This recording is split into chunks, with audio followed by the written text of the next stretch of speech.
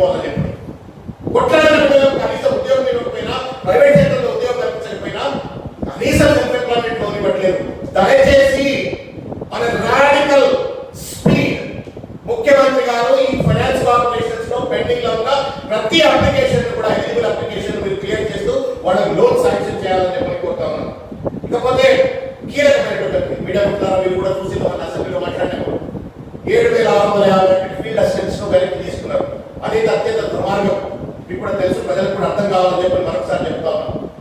అదే 2 సంవత్సరాల కింద వాళ్ళు అంటే 2020 మార్చిలో వాళ్ళు జీవో 4779 అని చెప్పి నా జీవోకు వ్యతిరేకంగా ఇది మా హక్కులను హరించే విధంగా ఉంది, మా ఉద్యోగ భద్రత కోల్పోయే పరిస్థితి ఏర్పడుతుందని చెప్పి పాపం ఏదో స్ట్రైక్ పోయే పాపానికి మాకు ఇద్దరు స్ట్రైక్ పోతారా అని చెప్పని, ఎందుకంటే వీళ్ళు దాదాపు 12,000 పల్లెల్లో పనిచేసేటువంటి 7,650 మంది రాజకీయ కోణంలో ముఖ్యమంత్రి గారు చూసి మాకు వ్యతిరేకమవుతున్నారని చెప్పని వాళ్ళు 2 సంవత్సరాల పాటు రాజకీయాలు పెట్టుకుని వాళ్ళ ఉద్యోగాలు నాశనం చేసింది. వాళ్ళ ఉద్యోగంలో రాజకీయాలు బదిలాడీలు కాలు మోపుతారు, ఏలు మోపుతారు, మంత్రుల దగ్గర పోయి, పంచాయతీరాజ్ మంత్రి దగ్గర పోయి, ప్రిన్సిపల్ సెక్రటరీ దగ్గర పోయి, సీఎం ఆఫీస్ ముట్టడి చేసి ఏది చేసిన ఉద్యోగం లేదు. 2 ఏళ్ళు వాళ్ళు నరకాలు పెట్టుకున్నాడు.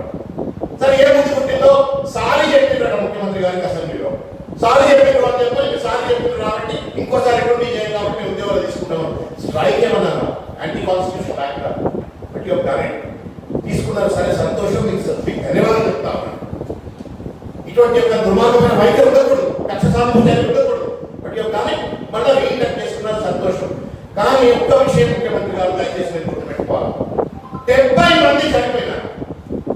ఈ ఫీల్డ్ అసిస్టెంట్లు మమ్మల్ని ఉద్యోగాలకు చేర్చుకోండి అని అడుగుతూ ప్రభుత్వం అధికారుల వెంట, మంత్రుల వెంట, మీ వెంట తిరుగుతూ 70 మంది ప్రాణాలు వదిలేరు.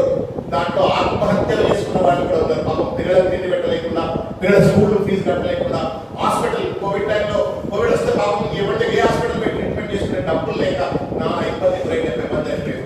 కాంగ్రెస్ పార్టీ తరఫున మేము డిమాండ్ చేస్తా ఉన్నాం, ఈ 70 మంది చనిపోయిన వాళ్ళకు 1 కోటి రూపాయలు చొప్పున ఎక్స్ప్రెస్ చేయమండి అని చెప్పనుకుంటాం.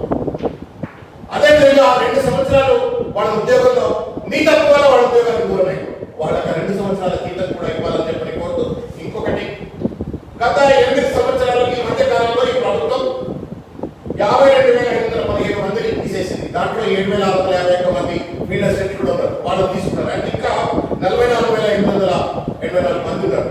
దాంట్లో 21,022 మంది సాక్షర భారత ఉద్యోగులు, నర్సులు 1,640 మంది, హార్టికల్చర్ ఉద్యోగులు 315 మంది, విద్యా వాలంటీర్లు 16,400 మంది, తర్వాత మిషన్ భాగీరథ ఇంటింటికి మంచినీళ్ళు అందించినటువంటి మిషన్ భాగీరథ ఉద్యోగులు 709 మంది, సోషల్ వెల్ఫేర్ డిపార్ట్మెంట్, విద్యాశాఖ, ఆర్టీసీ డిపార్ట్మెంట్ లో పనిచేసిన 2,840 మంది, తర్వాత జూనియర్ పంచాయత్ రాజ్ కార్యదర్శులు పనిచేసినటువంటి వాళ్ళు 2,000 మంది, మొత్తం కలిసి 44,824 మంది.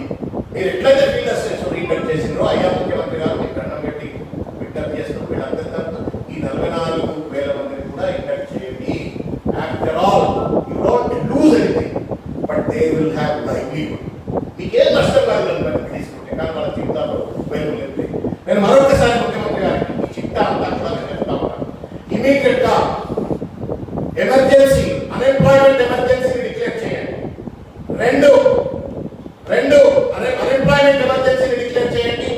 2 ఈ నిరుద్యోగ సమస్యలు పరిష్కరించడం కోసం ఆల్ పార్టీ మీటింగ్ కాల్ఫర్ చేయండి. 3 ఒక టాస్క్ ఫోర్స్, ఎక్స్పర్ట్ తోటి ఒక టాస్క్ ఫోర్స్ కాన్స్టిట్యూట్ చేయండి. ఇండస్ట్రీ, అకాడమిక్స్, పాలసీ మేకర్స్ తో కలిపి ఒక టాస్క్ ఫోర్స్ కాన్స్టిట్యూట్ చేయండి. మ్యాసివ్ కన్సల్టేషన్స్ నిర్వహించండి.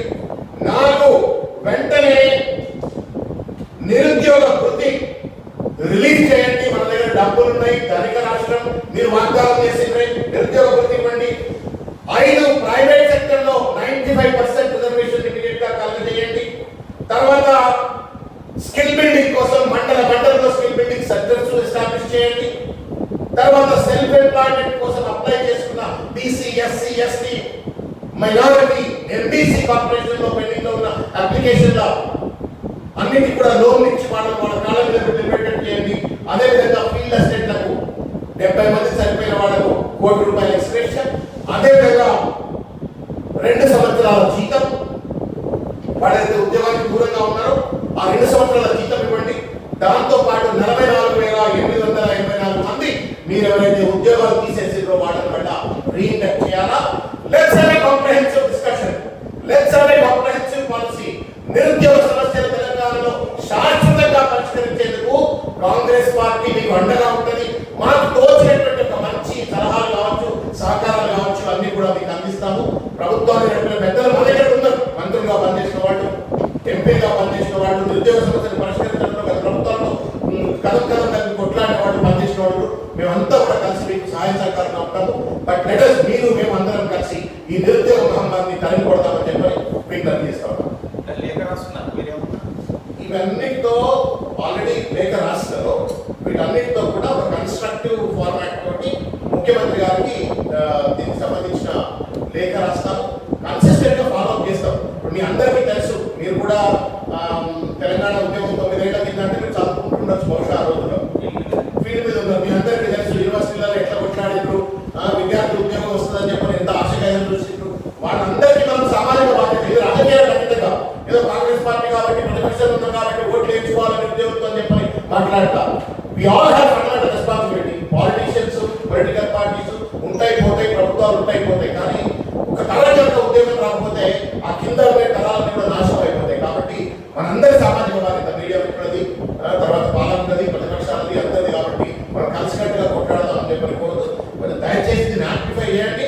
ముఖ్యమంత్రి గారికి ప్రతిభావం కూడా దాటి ఆయన చెవుల్లో ఈ యొక్క కన్స్ట్రక్టివ్ సలహాలు పడే విధంగా మీరు యాంప్లిఫై చేయాలని చెప్పని మీకు కూడా మీడియా మిత్రులు ఆ నిరుద్యోగులకు అండగా ఉండాలని చెప్పని కోరుతాం. ఒక డిమాండ్ వస్తుంది, నిరుద్యోగులకు గ్రూప్ 1 నోటిఫికేషన్ చేస్తే అది చాలా వరకు ఇప్పుడు దాదాపు 10-11 సంవత్సరాల నుంచి గ్రూప్ 1 నోటిఫికేషన్ రాలేదు.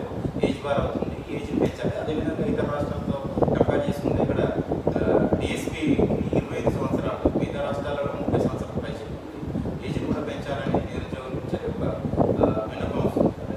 కాంగ్రెస్ పార్టీ మీరు బహుశా రాజు గారు మర్చిపోయి ఉన్నారేమో, మంచి ప్రశ్నలు లేవనెత్తారు. దాదాపు 1.5 ఏళ్ల కిందనే కాంగ్రెస్ పార్టీ తరఫు నుండి నేనే ముఖ్యమంత్రి గారికి లేఖ రాశాను. వయో పరిమితిని మీరు పెంచండి, not only for the group 1 service but all the government employment. ఎందుకు అంటే 2004 నుండి 14 వరకు తెలంగాణ ఉద్యోగంలో జై తెలంగాణ కూడా తిరిగిండ్రు 10 ఏళ్ళు.